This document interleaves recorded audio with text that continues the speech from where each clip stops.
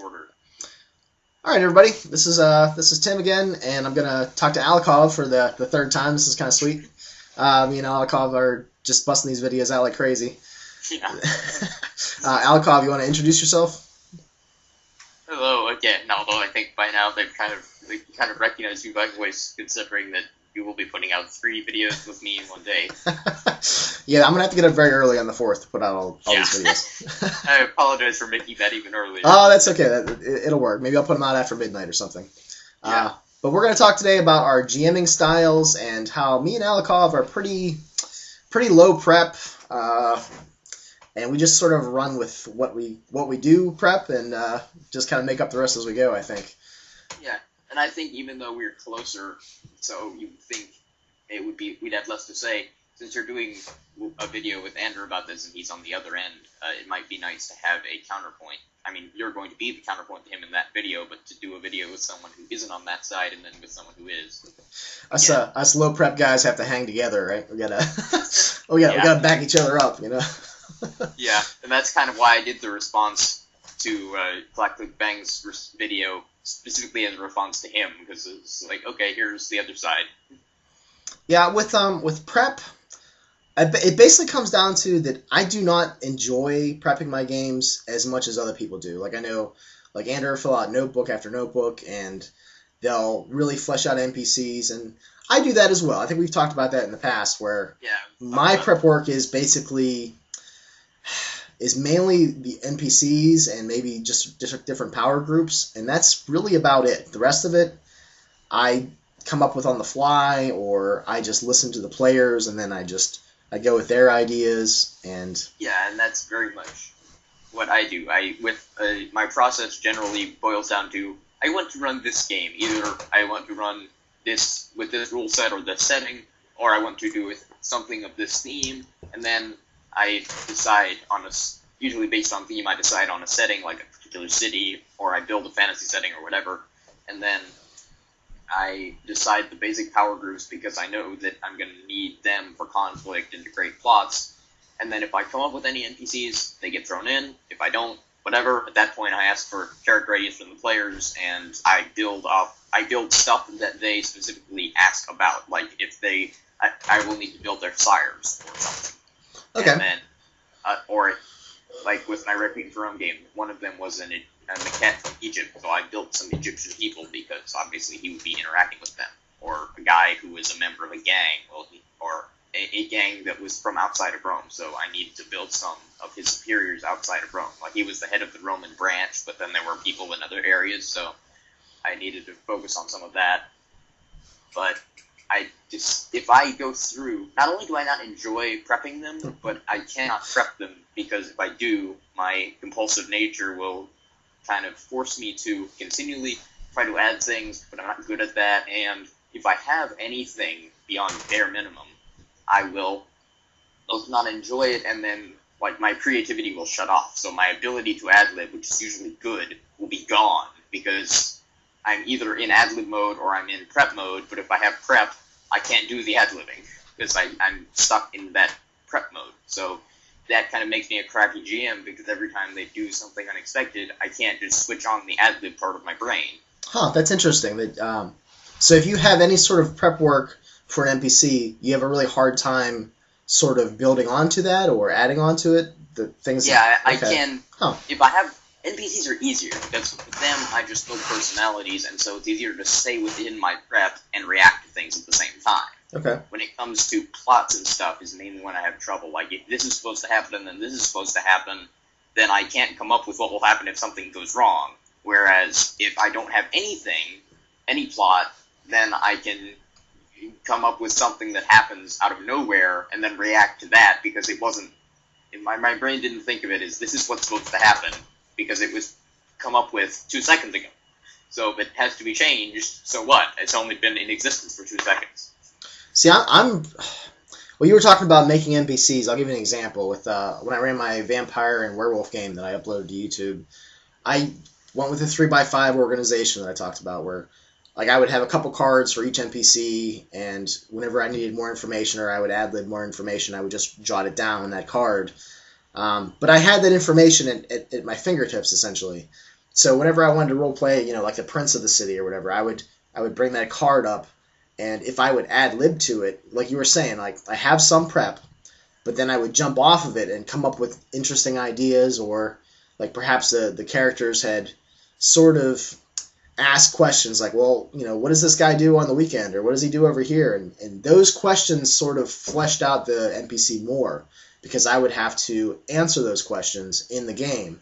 So I was actually pretty good in that campaign, where I would write down anything I ad-libbed on those characters, or if you use a notebook or something, just take those notes down if you do come up with new stuff.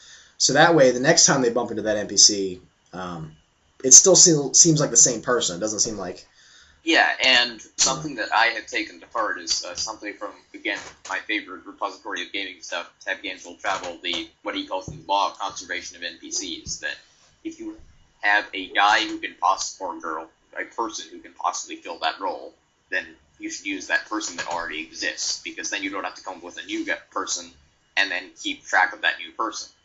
It both makes it seem like makes it more significant because that person keeps showing up, and it makes your life easier because you have to come up with less and keep track of less. And I found that to be a great help when they wanted to just go to the Senate and talk to a random senator who happens to be there. And I thought, well, the one senator that I haven't fleshed out that would fit this role is a guy that happened to be in a debate that they were in. And so that guy showed up again, and because that guy showed up again, they started dealing with him more. Like, if it had just been a new guy, they would have focused on what he was telling them in the plot I was dropping, which I had no plot to drop anyway. But since it was the same guy, they focused on him as a person, and they got back into why he had taken the position he took before. And, well, also I kind of prodded them along by making him a racist, and one of them was an Egyptian, because I wanted something for them to focus on other than the plot that I didn't have. But he eventually turned into a antagonist because he was so racist, and they ticked him off so much that he and his entire sect of racist senators now hate them. I found that players tend to latch on to NPCs that they bump into more than once, especially if you make them unique or interesting in some way. I know Andrew's been talking a lot about, making sure that you make your NPCs pop, make them very interesting. But the way he does it is he preps, like most of, I think his NPCs are prepped ahead of time. I think he really takes a lot of time and effort thinking about those NPCs and how they work, what their backgrounds are, and he fleshes them out like way more than I would. Like for that vampire and werewolf game, I had a name, I had maybe where their haven was or where they were based out of, and maybe some personality traits or maybe a few lines about what they looked like.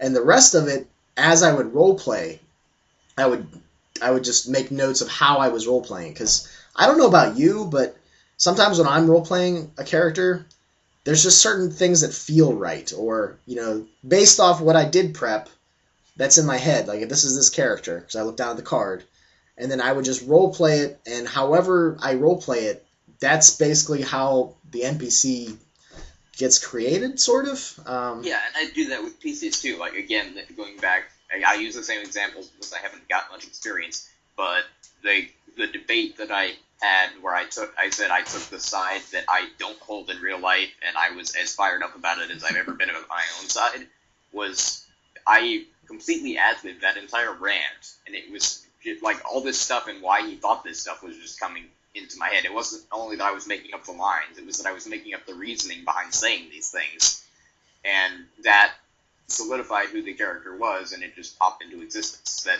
That's why I said in my original response that I posted on my own channel that this process that I go over in the video is not really a process that I follow strictly, because most of this stuff just materializes in my head. So yeah, most of my prep really is just in the moment, where I'm at the table and I'm taking the energy from the players, and I think the way that I prep is just basically like a very bare bones skeleton. Like I have some prep usually. Sometimes I'm just really lazy, or I just don't have time, so I'll just show up with almost no prep at all. But for the most part, I'll have some sort of skeleton, and I know kind of where I want to take the game, maybe, but I always try to not be a very plot-based GM or kind of like an overarching, plot GM, because I found that players generally like to throw big wrenches in those sorts of games, or what you find interesting as a GM, they could care less about. So that's why my games that I originally ran were all for new groups that weren't used to gaming sucked, because they all needed to be spoon-fed plot, and I was no good at spoon-feeding them plot. And even coming up with plot to spoon-feed, I mean, they were not in any condition to try and throw wrenches in things, but I would try to come up with a plot, even if I knew they were going to follow it to the letter because they didn't know what else to do. I still couldn't come up with anything. Because as soon as I tried to do it in that linear fashion, my brain would shut off. There are definitely players, and sometimes groups of players, that are just, I don't know if they're just used to having, maybe like one or two sets of railroad tracks, and like they're given like two options and that's it. Or if they, I think there's something to be said that, some people are just more creative than others, but I think there's also something to be said about if you're not creative in your daily life, it's like, why would you expect to have big biceps if you never do like push-ups? It's the same idea, I think, with role-playing and being creative. If you don't do a little bit of creativity, I think, like every day or at least a couple times a week, I think it atrophies. I think you're just not as good as you used to be. Yeah, and by the same token, I found that through gaming and through that creativity, particularly with regards to characters, like having played characters, having gone through the process of trying to understand how characters' minds work, I can now look at a book and empathize with characters that no one else, like the comedian from Watchmen that Mom just hated because, of course, he's portrayed as a douchebag, which he is, a total jerk. But I empathized with him in that I understood where he came from and why he was that way, even though I admitted that he was an asshole, because... and whereas she just saw, oh, he's evil, and looked at the evil things that he did and not why he did them and how messed up he was that made him act like that. Yeah, I think I see what you're saying. I think role-playing games have done that for me, too. Like, I'll look at it. Sometimes I can't help it. Sometimes I guess it's kind of like how a musician is when they listen to a song on the radio, where they're breaking things down into time signatures and all those different things. I'll go through and with a lot. Obviously, this is something that most people do who are gamers, but I will go through and find myself assigning alignments to characters, like not out of I want to find out what alignment this person is, but that's the easiest way I can describe how their mind works, is to say this person is neutral good, this person is lawful good, or lawful neutral. Yeah, alignment is one of those things that is kind of hotly debated, contested, but you're right. It can be a good, quick and dirty way of sort of pinning someone down. It might not, it doesn't fit perfectly, but it's a good, quick way of just getting in your head. Yeah, I don't use it, like I said, I don't use it in terms of I must find out what alignment this person is, but it's like one of my tools to describe people. So if there is someone who perfectly fits a certain alignment, then that's how I'll describe them. Is if this person is lawful neutral to a T, then I will say he's lawful neutral and not try and come up with some crazy other way of explaining it. Yeah, because the person I'm talking to will get lawful neutral. Because lawful neutral is two words, and every other way to describe them would probably take a few more words than that, So it's a good succinct way of saying it. In my own life too, I will go, particularly when I'm going through a lot of changes, I will assign things to myself, not usually alignments, because people don't like assigning alignments to themselves, because everyone wants to think they're lawful good. But I think I'm neutral good. That's probably where I'm at. Yeah, I think I'm probably neutral good too. I got that on the questionnaire that Andrew sent, and I thought that's probably right. But yeah, I hate when cops. I'm going through I will use more of the splats from World of Darkness, like I'm going through a winter court phase or a autumn court phase or whatever. Well, you were talking about alignments, and I was thinking that I always detest when cops pull behind me when I'm driving. I always make excuses to pull into the gas station or something. Just anything to get me from driving in front of a police officer. I'll do that. I don't know. I don't like seeing the cameras above the stoplights.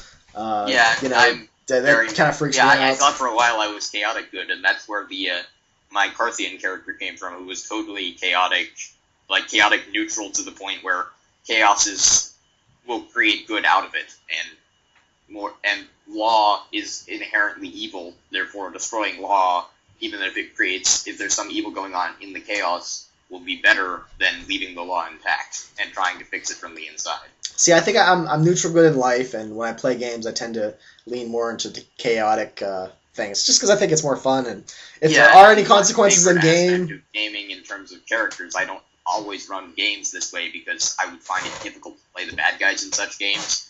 But my favorite aspect of characters is I often play the rebel, but not so much in the I will do what I want so much as the take down the man kind of thing. Like being a rebel for the sake of fixing other people and freeing other people, more than just I want to do what I want and not be bothered about law.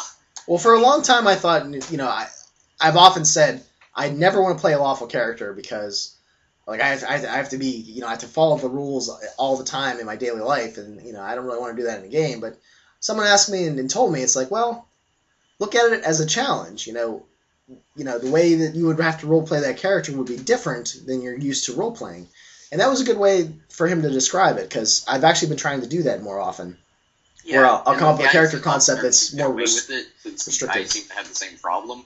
Is that I always play them where the law is a major, like, not just I follow the law, like in a vampire game, not just I follow whatever is the prince says, although sometimes that, but it becomes different. He has his own personal code, and he follows that, and in creating the code and following that, I make him unique, as opposed to just a guy who follows all the rules.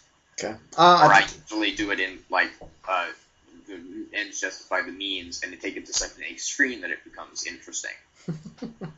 All right, I think we'll wandered a little bit off topic here. So, let's get back to what else do you do as a GM other than make NPCs, and that's sort of your main prep work. I know you've been talking about theme lately, so maybe we should talk about that a little bit.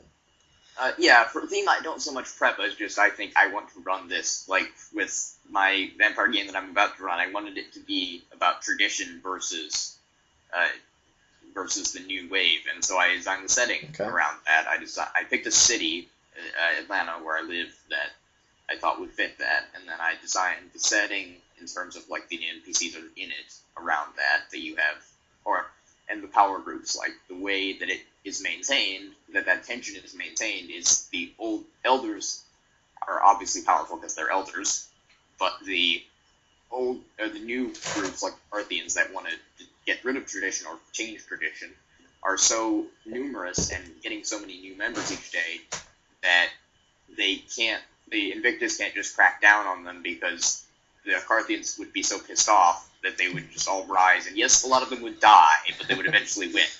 So it's kind of a Cold War, and that we have so many numbers that you don't want to crack down on us because we'll rise up in revolt and eventually win, but we don't want to attack you because lots of us will die.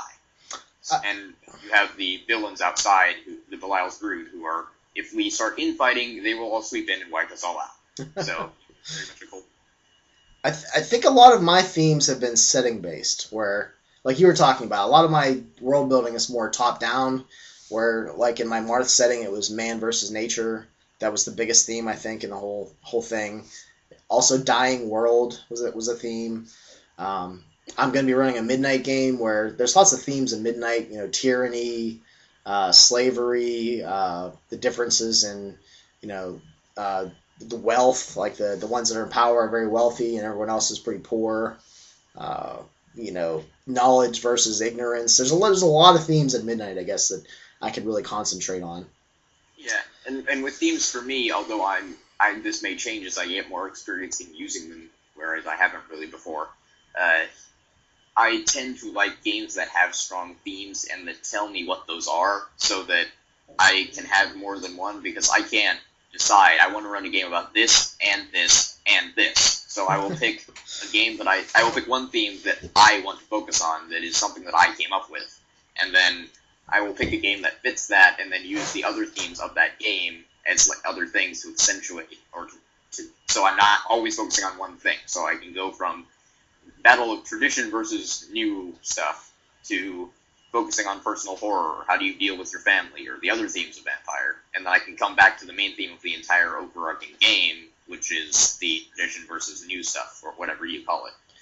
Well, I noticed in my Marth game that the players actually got very tired of that man versus nature because that was like the main theme, and I think if you do a theme too much, it's almost maybe not preachy, but it gets kind of old and stale, and that was my first setting that I ever made. So when I made new settings after that, I realized that you needed to have more themes. You needed to have different types of terrain to make variety is interesting. If it's all pretty much the same, that's just not interesting, And I think that's the reason I like Midnight. It's just there's a lot of different themes. There's a lot of different places that have different climates and so forth, different ways of doing things. So I don't know. And that is what I liked about Mage so much, is that I did not have what I usually have in games when I read that, which is I usually find there's one thing that I really like, whether it be one splat or one theme or whatever, and I latch onto that, and that becomes the thing that I like. Like with Requiem for Rome, this is what killed my game. Is the one thing I liked about it is is the idea of the fall of Rome, and all my players really liked the political structure and wanted to really try and save Rome. So it was like, okay, now the game's boring for me because the one thing I like is what they're trying to avoid. Well, okay, that's a good segue into it. Another thing I wanted to ask about. A lot of my prep work is learning the setting. Now, this might be different between fantasy games and modern-day games, like the White Wolf games, but maybe not. Yeah, I mean, there's a lot of setting in those games. In fact, more than, like, D&D or whatever, where D&D you have to put a lot more effort into making the setting, but World of Darkness you have to put a lot more into learning what's already there. Well, what about, I know I have done research for cities in World of Darkness games, where whatever city or whatever the game is based in, I'll try to find maps, I'll try to learn locations, I'll try to find interesting places that actually exist, and maybe even get pictures of those places, like find them online, print them up, so whenever the characters go there, that I have a picture for them. I even did this in my local game, where I set it in Youngwood here in Pennsylvania, where there's like a cemetery up the road, so I took pictures of that, and then I took pictures of some local stores, and there's like a train collection place down the road where I actually had some werewolves hanging out in the attic. Or no, that's right. It was a Malkavian sire was hanging out in the attic. That's who lived there. So I had all these pictures of real places and where they were, and they were places that I was familiar with, which I think is the benefit of running a home game, like set in your hometown, because everybody kind of knows where things are. But if you set it in a city, you have to do some more research, Yeah, I have avoided the issue of research by setting it in places that I know of, even if it, like, the three cities that I've picked so far have been San Francisco, where my mom grew up, Atlanta, where I currently live, and Boston, where both my parents spent, like, a decade each. So I have huge wells of knowledge about them anyway, either myself or people I can readily ask. That's actually a very good idea, is having someone that you know who has lived in one of those cities, and you can ask for. Like, in my Changeling game, I set it in Miami because I thought that would be easier, because that's just the base, that's where Changeling is in the book, that's the base, the base setting or city, whatever. But I found that it was kind of difficult for me, because it's Miami is a lot different than Western Pennsylvania, where, I think we have as much sunlight as Seattle does, if not less. Yeah, and I found that with Rome, too, which is why I got so overwhelmed. It's like, it's this huge city, it's so different from anything I'm aware of. It was even worse because it was also in a previous time period. And there's all these themes in the Roman culture that we don't have, and then there's all this vampire stuff that isn't even present in Roman history, and so it's just hugely overwhelming, and that kind of killed my interest. Plus, I think you said you didn't have the book either, so that probably was even a bigger Well, I had the book. problem. I had it in PDF, which means every time I tried to read it, my head hurt. But I had it. I kept reading it, and I kept trying to read it, and it was so dry, and there was so much. It was overwhelming and boring at the same time. For reading PDFs, this might help you. I don't know. I try to blow it up. It's like pretty big, and I use the hand tool. It's a matter of boredom. Like, I can read things that are interesting and never get that. Yeah, basically, I just use that little hand tool and just move the page around to wherever I'm reading, and that seems to be the best for me.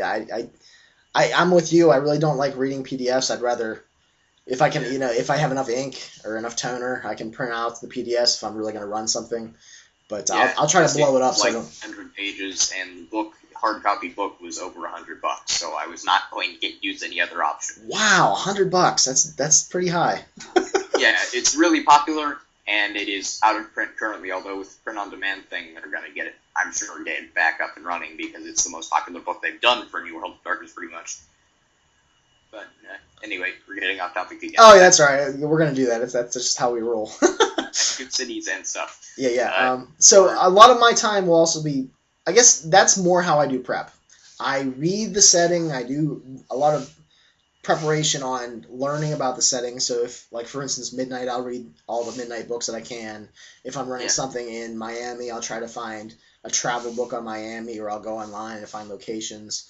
And then I make NPCs, but I don't really, like you were saying, I don't make a plot. I don't, for the most part, I really don't. I make NPCs, what their goals are, and I'll have like 5 or 6, I guess they're kind of like plots or hooks, but that's just what those characters want to do. That's their goals, and that's what I use for, I guess, in place of a plot. Is, you know, I think you do the same thing. One thing I have found, just through when I needed an NPC and I needed something that would distract the players from my lack of plot while I came up with a plot, I found that if you can build something that either plays to one of the things the players want, or plays to the player, or the character in particular, like with the guy who is racist, or if you can build just a really driven, really over-the-top guy character, then that will make your players interested, and they can focus on his craziness, which is easy to roleplay too, because if you give him like one major quirk, you know what that quirk is, you know how to play that, and that's all you really need to do, while they focus on, wow, this guy's really insane. Or like if you have a Malkavian who's just totally insane, and they focus on how crazy he is, then you can spend that time while you're just doing the same crazy things again and again and again until you have enough something else to happen. So I tend to create characters that I know will be memorable and I know will hold people's attention, so that I can bring them in when I'm out of other ideas, and use that as a break to give myself time to come up with other ideas. Just a random suggestion for when you're running NPCs. I tend to use a lot of different body language when I'm role-playing out an NPC. And I've often heard it said that we communicate more through body language than we do through words sometimes. And I really think that affects, like I was saying before, when I'm role-playing out an NPC, it's almost like they take on a life of their own sometimes. And I just, like, I'm actually, I'm saying the words and I'm going through it, but it's just, there's just like a certain way or a certain series of words that just feels right. And I just kind of go with it, and then I think it's just that going with it and not being afraid of what the players are going to think of you if they laugh. I actually like it when players laugh, because that means I'm doing something that is so off the wall, or that character is interesting enough that, like, it kind of shocks some players, I think, sometimes, where they're used to, this like the save versus block text kind of GMs, and I'm not like that. At least I try not to be that way, I try to be more vivid and not really in their face, but I'll move around the table sometimes. I try to be more interactive, I guess. Yeah, and again, going with the off-the-wall stuff, like, I have been through a process where I used to be constantly told to be more off the wall, and then I got to the point where I started being told, wow, not like, stop doing that, you're being crazy, but just, that person cannot be that insane. It was with my narcissistic character, and they kept saying, you're a narcissist, act more like it. And eventually I got to the point where they were like, wow, even that character cannot believe that, cannot be that insane. And I would go through and clinically explain exactly how in his warped mind this made sense. And then I just got this look like, wow, I had apparently convinced them, but I thought, that is cool, I've done that character right. All right. Because that's how people react to people that are that insane. It just makes no sense. But then in their own head, it does. So if I can play a character who's insane and I get that reaction, I've done it right. Feedback is important. All right, it looks like we're almost up to a half an hour. Do you have any sort of closing remarks or anything that you want to make about how you GM your games? One thing I should say, and I said this in my last video, but it's like the perfect for closing comments, I think, is that you don't be afraid of being low prep. And you hear all the time that people say they're low prep. Don't ever think that if you want to try a certain level of prep, that's bad. Try it anyway. If it fails, go back to something else. Because I had been beating my head against the wall of prep forever, thinking that I had to do more than I was comfortable doing, because it seemed like that's the message I was getting from people, which obviously it wasn't, because there are plenty of people like you who do as little as me.